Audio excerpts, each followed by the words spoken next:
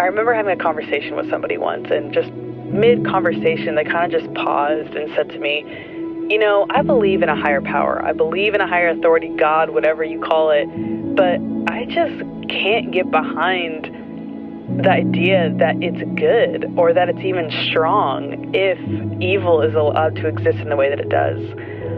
And I remember just my heart pounding because they didn't really ask me a question, but they were clearly anticipating a response. And thankfully, I felt like I did have a response because I had heard an example before, and I felt like I could use it then because his daughter was in the room. And I looked over at her, and I looked at him, and I said, you know, I'm sure that as a dad, it can be frustrating because your daughter doesn't always do what you tell her to or what you expect her to do. I'm sure it would be much easier to father somebody who is perfectly obedient. And so I posed this question at him. I said, what if you had the chance to put a microchip in your daughter's head? And everything you did and everything you asked of her, she would just obey you because that's how she was programmed. And he kind of laughed and he's like, I would love that. And we kind of laughed about that for a second. And I would say, I'm sure you would. But, you know, over time, as you know, she honored you and she picked up what she was supposed to and she did what she was told.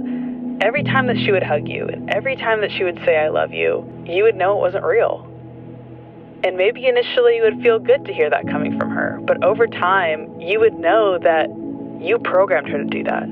She wasn't saying it because she actually loved you. She was saying it because you told her to. I asked him if that made sense, and he was actually surprised. He said, no, it actually makes perfect sense. I think he understood my point. Evil exists because freedom exists. And freedom exists because ultimately God values love above anything else.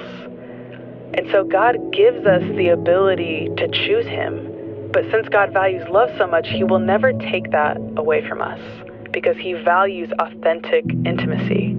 So the reason evil exists is because we live in a world where people don't choose God.